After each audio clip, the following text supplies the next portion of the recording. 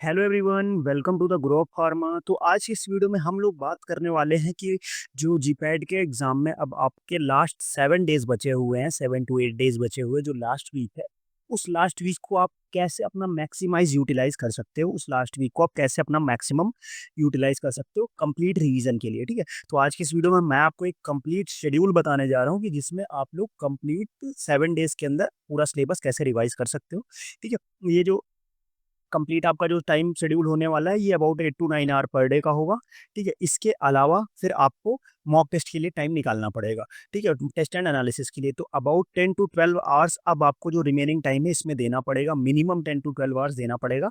क्योंकि अब जो है वो आपके पास टाइम बिल्कुल भी नहीं बचा है। तो अगर अब आप 10 to 12 आवर्स नहीं दे सकते तो फिर अब मैं आगे बहुत दिक्कत हो जाएगी आपको। ठीक है, तो इस वीडियो में मैं आपको डे पूरा टाइम के साथ बताने वाला हूँ। और मैं आपको एक चीज़ बता दूँ कि देखो, इसमें मैंने सुबह 9 बजे से टाइम शेड्यूल स्टार्ट किया है।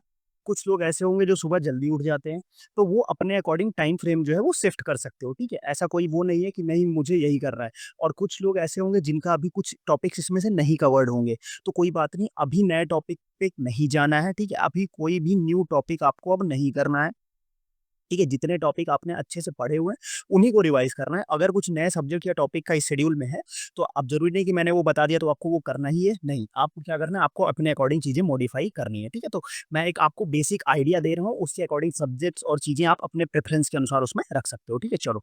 तो जो सबसे पहले हम 7 डेज़ की बात करेंगे, तो डे 1 में आपको क्या करना है, डे 1 में देखो मैंने यहाँ पे पूरे एक दिन को कितने स्लॉट में डिवाइड किया। पहला एक 9 to 11 का स्लॉट रहेगा, जो हमारा कितने आवर्स का हो गया, 2 आवर्स का हो गया।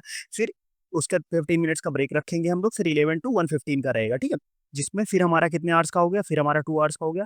फिर उसके बाद हमारा लंच ब्रेक रहेगा, फिर 2 to 4 जो अगेन 2 आवर्स का रहेगा। फिर 4:15 to 6:15। ठीक है, और लास्ट में फिर 7 to 9 का टाइम रहेगा। ठीक है, तो टोटल अबाउट कितने आवर्स का, यहाँ पे मैंने 10 आवर्स, आपको 10 आवर्स का टाइम शेड्यूल बता दिया है। ठीक है, इसके इस शेड्यूल को अब देखो 9 to 9 की बात हुई है।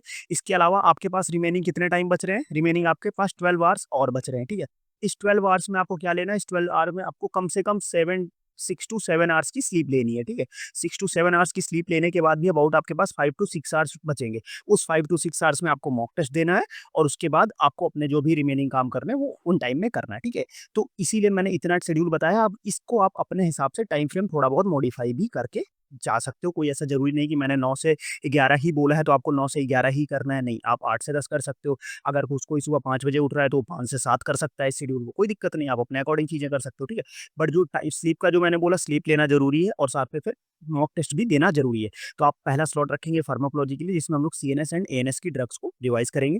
ठीक है, फिर उसके बाद 11:15 एएम टू 1:15 पीएम का जो सेकंड स्लॉट रहेगा, उसमें हम लोग फार्माकोग्नोसी रखेंगे, जिसमें अल्कलॉइड्स एंड ग्लाइकोसाइड्स को पढ़ेंगे।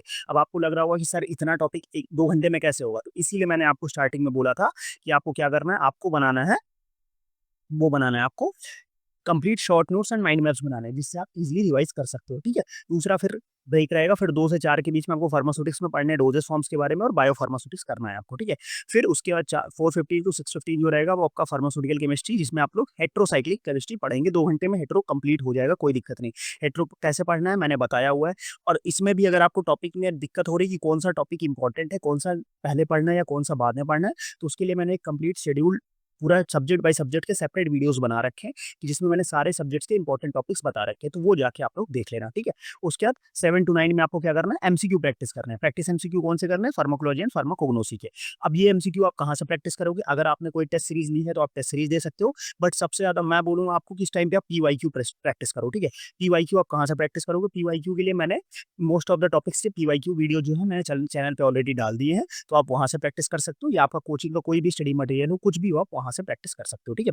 एक ये पॉइंट हो गया। उसके बाद मैं एक और एक्स्ट्रा पॉइंट यहाँ पे आपको बताना चाहूँगा, जो मैंने अपने टाइम प्रिपरेशन के टाइम पे फॉलो किया था, जिसने मुझे बहुत ज़्यादा बेनिफिट की थी, वो की डाइजेस्टर। ठीक है? डाइजेस्टर के बारे में। तो अभी आपको क्या करना है ना, डेली आपको 30 मिनट्स, 30 टू 45 मिनट्स आपको निकालना है डाइजेस्टर के लिए। ठीक है? डाइजेस्टर्स आपको क्या करना है कि आपके पास जो भी मॉड्यूल का डाइजेस्टर होगा, आप उसको कंप्लीट रट डालना है उसको। ठीक है? डेली 30 टू 45 मिनट्स निकालना है, कुछ नहीं करना है। आपको क्या करना है, बस उसको पढ़ना है और इंपॉर्टेंट पॉइंट्स को हाइलाइट करना है। और उसका ऐसा ट्राई करना है कि जो रिमेनिंग टाइम है उसमें अबाउट हुआ 1 से 2 बार तो आप डाइजेस्टर कंप्लीट कर ही लो। तो उससे क्या हो जाएगा ना, कि जो छोटे-छोटे पॉइंट्स हैं, जिससे क्वेश्चन अगर कोई टॉपिक आपका माइनर सब्जेक्ट का छूटा हुआ भी है, तो वो जो है वो आप वहाँ से कवर कर सकते हो। ठीक है? उसका नेक्स्ट डे की हम बात करें तो नेक्स्ट डे में हम लोग बात करेंगे फार्माकोलॉजी में anti microbials and anti cancer drug के बारे में। फिर हमारा जो फार्माकोग्नोसी का रहेगा उसमें हम वोलेटाइल ऑयल एंड टैनिन कर लेंगे। फिर हमारा जो फार्मास्यूटिक्स का रहेगा उसमें हम लोग formulation and drug delivery systems के बारे में बात करेंगे, ठीक है? इसमें टैबलेट, कैप्सूल्स ये सारी चीज़ें बात करेंगे, ठीक है? उसके बाद फार्मास्यूटिकल केमिस्ट्री में हम स्टीरियो केमिस्ट्री की बात करेंगे। उसके बाद हम एमसीक्यू किसका सॉल्व करेंगे कि हमने फार्माकोलॉजी और कोग्नोसी के कल सॉल्व किए थे, तो आज हम लोग फार्मास्यूटिक्स एंड फार्मास्यूटिकल केमिस्ट्री के एमसीक्यू सॉल्व करेंगे, ठीक है? इस टाइम पे आपको ज़्यादा एमसीक्यूज नहीं सॉल्व करने हैं, ठीक है? आप बस पीवाईक्यू वाले भी सॉल्व कर लोगे तो ईज़ी रहेगा आपके लिए, ठीक है? उसके बाद अगर आप फुल सिलेबस मॉक दे रहे हो तो आपको अगर अभी प्रैक्टिस एमसीक्यू नहीं करने हैं तो आप प्रैक्टिस एमसीक्यू थोड़ा अवॉइड कर सकते हो, पीवाईक्यू ही कर सकते हो, वो भी आप कर सकते हो। डे 3 में हम फार्माकोलॉजी में endocrine drugs and respiratory drugs पढ़ेंगे। फार्माकोग्नोसी में रेजिन्स एंड कार्बोहाइड्रेट्स के बारे में बात करेंगे। फिर फार्मास्यूटिक्स में हम लोग स्टेबिलिटी स्टडीज़ की बात करेंगे और माइक्रोबायोलॉजी कंप्लीट करेंगे इसमें, ठीक है? उसके बाद फार्मास्यूटिकल केमिस्ट्री में हम लोग एनालिटिकल टेक्निक्स के बारे में बात करेंगे। फार्मास्यूटिकल एनालिसिस में जो डिफरेंट एनालिटिकल टेक्निक्स हैं उसके बारे में हम लोग बात करेंगे। उसके बाद एमसीक्यूज आप मिक्स सब्जेक्ट का सॉल्व कर सकते हो। मिक्स सब्जेक्ट में मैं तो बोलूँगा कि आप मॉक टेस्ट ही दो, वो आपके लिए ज़्यादा बेटर रहेगा, ठीक है? उसके बाद फार्माकोलॉजी आपको कार्डियोवैस्कुलर ड्रग्स की करनी है। फिर फार्माकोग्नोसी में आपको फाइबर एंड प्रोटीन्स। उसके बाद फार्मास्यूटिक्स में dispensing pharmacy and industrial pharmacy के बारे में बात करना है, ठीक है?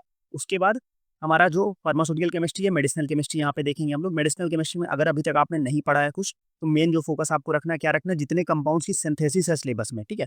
उस सिंथेसिस में बस उनका स्टार्टिंग मटेरियल याद रख लो, ठीक है? और कौन-कौन से रिएजेंट याद हो रहे हैं। अगर नोमेनक्लेचर आपको करना है तो पहले इन्हीं कंपाउंड्स का नोमेनक्लेचर करेंगे जिनकी सिंथेसिस है सिलेबस में, रिमेनिंग कंपाउंड्स का बाद में करेंगे, ठीक है? उसके बाद आप प्रैक्टिस एमसीक्यू कर सकते हो फार्माकोलॉजी एंड फार्माकोग्नोसी के, ठीक है?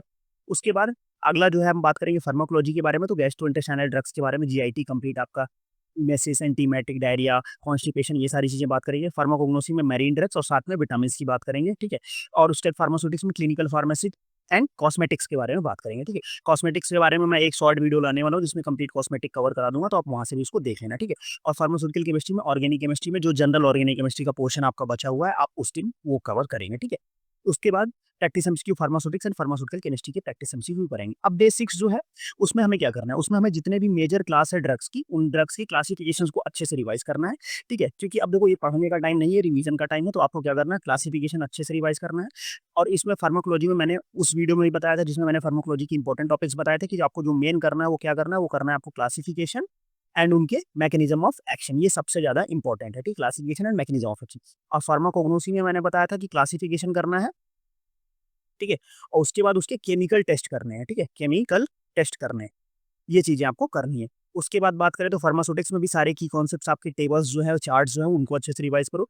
फार्मास्यूटिकल केमिस्ट्री में भी आपके जो शॉर्ट नोट्स हैं, मतलब एक ओवरव्यू आप इंपॉर्टेंट पॉइंट्स रिवाइज़ करो और मॉक टेस्ट आप दे सकते हो। फुल लेंथ लास्ट में एक बार फुल लेंथ मॉक टेस्ट दो, लास्ट कि कितने आपके स्कोर जा रहे हैं, ठीक है? बट ये ध्यान रखना कि इसके स्कोर से अपना मोरल डाउन नहीं करना है, ठीक है? आपको बस मॉक टेस्ट देना है, उसके बाद अपनी जो गलतियाँ हैं, उसको अच्छे से एनालाइज़ करके, ताकि आप जो फाइनल एग्ज़ाम में उसमें वो गलतियाँ ना करो, ठीक है? उसके बाद मॉक टेस्ट, अब अगले दिन हमें क्या करना है, मॉक टेस्ट को एनालाइज़ करना है और साथ में कॉन्सेप्ट वो करना है, ठीक है? अब revise weak areas, focus on the difficult topics, जो मतलब जो आपको ऐसे टॉपिक्स लग रहा है कि हाँ यार, ये मेरा थोड़ा-सा वीक टॉपिक है, उनके बारे में हम करेंगे। उसके बाद रिवाइज़ इंपॉर्टेंट फार्मूलाज़ एंड रिएक्शन, ठीक है? तो अलग-अलग मैंने फार्मूला सारे जो अलग-अलग वो होते हैं, बायोफार्म के फार्मूला का भी मैंने एक वीडियो डाल दिया है। उसके बाद मैंने उसका भी वीडियो डाल दिया, ड्रग ऑफ चॉइस का वीडियो डाल दिया, एपरेटस एंड इंस्ट्रूमेंट्स का वीडियो डाल दिया। तो इस टाइम पे ये छोटे-छोटे टॉपिक्स आपको रिवाइज़ करने चाहिए, ठीक है? फिर एक बार इम्पोर्टेंट टॉपिक्स आप देख सकते हो और उसके बाद रात में आपको क्या करना है, आराम से, जो लास्ट डे है, जैसे नेक्स्ट डे आपका एग्ज़ाम है, तो उसमें आपको क्या करना है, आपको कुछ नहीं करना, आराम से आपको थोड़ा-सा कुछ देखना हो देखो, नहीं ईज़ी अच्छी-सी नींद लो, ठीक है? उसके बाद आपको क्या-क्या चीज़ें ध्यान रखनी है। पहले आपको ये ध्यान रखना है कि जो हाई वेटेज टॉपिक्स हैं और जो पहले जीपैट में पूछे गए, उनको अच्छे से करना है। उनके लिए क्या करना है, जो मैंने 5 वीडियोज़ की सीरीज़ बनाई है हर सब्जेक्ट की, उसको देख लो, वही सारे टॉपिक्स हैं वहाँ पे। उसका short notes and revision booklet जो मैंने डाइजेस्टर की बात की, ठीक है? एमसीक्यू आप क्या करो, आप फुल सिलेबस टेस्ट अटेम्प्ट करो, तो आपके लिए ज़्यादा रहेगा। फिर एक हमारा स्लीप एंड हाइड्रेशन, मतलब आपको यहाँ पे क्या करना है, पढ़ाई पे तो हमें ध्यान देना ही देना है, साथ में अपनी जो डाइट है, उस पे अच्छे से ध्यान देना है, क्योंकि इस टाइम पे अगर तबीयत खराब हो गई, तो आपकी पूरी मेहनत बर्बाद हो जाएगी। तो आपको हेल्थ को ध्यान रखते हुए आपको अपना काम करना है और साथ में सोना, नींद पूरी लेनी है, ठीक? और लास्ट मिनट में न्यू टॉपिक नहीं पढ़ना है, जो पहले से पढ़ा हुआ है उसी से आपको करना है, ठीक है? अब मैं यहाँ पे आपको एक चीज़ और बता दूँ, ठीक है? कि जैसे यहाँ पे कुछ जो ये वाले टॉपिक्स हैं ना, जैसे कि हमें कि लास्ट जो रिवाइज़ टॉपिक करने वाले हैं, तो इसके लिए मैं आपको एक बताऊँगा कि एक जो सीक्रेट काम जो है कि लास्ट डेज़ पे कौन-कौन से टॉपिक्स देखने चाहिए, ठीक है? तो अभी जैसे आप मॉक टेस्ट दे रहे हो, ठीक है? तो मैं ये बोलूँगा कि अभी आप क्या करो, डेली मॉक टेस्ट हो। तो अबाउट 4 टू 5 या पहले से आपने मॉक टेस्ट दिया हो, तो अबाउट आप क्या करो ना कि 10 जो मॉक पेपर्स हैं, ठीक है? 10 जो मॉक पेपर्स हैं, उनको एनालाइज़ करो और उनमें कुछ ऐसे टॉपिक्स होंगे जिनके क्वेश्चन तुम्हें गलत हो रहे होंगे, लगातार गलत हो रहे होंगे। जो पढ़े हुए कुछ सिलेक्टेड टॉपिक्स होंगे, जिनके क्वेश्चन तुम्हारे लगातार गलत हो रहे होंगे, तो उन टॉपिक्स को नोट डाउन कर लो कि ये टॉपिक के क्वेश्चन मेरे लगातार गलत हो रहे हैं। तो जो लास्ट दिन पे या 2 दिन मैंने बताया ना कि ये जो इम्पोर्टेंट टॉपिक्स पे फोकस करो, जो वीक टॉपिक्स है, उस पे फोकस करो। तो उन दिनों पे उन टॉपिक्स पे ज़्यादा फोकस करो, एक बार उनको अच्छे से देख लो कि हाँ यार, ये टॉपिक के क्वेश्चन मेरे गलत हो रहे हैं, इनको फाइनल में गलत नहीं करना है, ठीक है? तो ये सारे जितने भी पॉइंट्स हैं, ये आप फॉलो करो। अभी तक आपने बहुत अच्छी प्रिपरेशन करी है, तो अब लास्ट मोमेंट पे अपनी प्रिपरेशन पे कुछ भी डाउट नहीं करते हो, सेल्फ डाउट बिल्कुल नहीं रखना है, अपना 110% देना है और रिजल्ट जो है वो आपके फेवर में आएगा, ठीक है? और एक बार चैनल जाके विजिट कर लेना, काफ़ी सारे शॉर्ट वीडियोज़ पड़े हुए हैं चैनल पे जो आपके लिए बहुत यूज़फुल होने वाले हैं, तो उनको जाके एक बार देख लेना, ठीक है? तो उससे क्या हो जाएगा, जो इम्पोर्टेंट की कॉन्सेप्ट्स हैं वो अलग से आपके सेपरेटली कवर अप हो जाएँगे, ठीक है? तो फिर आज का वीडियो मैं यहीं पे एंड करूँगा। अगर आपको फर्दर कोई भी डाउट रहता है तो आप कमेंट बॉक्स में पूछ सकते हो या व्हाट्सएप ग्रुप जॉइन करके मेरे को व्हाट्सएप पे डायरेक्टली मैसेज करके भी पूछ सकते हो, ठीक है? तो फिर आज का वीडियो हम लोग यहीं एंड करेंगे। तब तक के लिए ऑल द बेस्ट।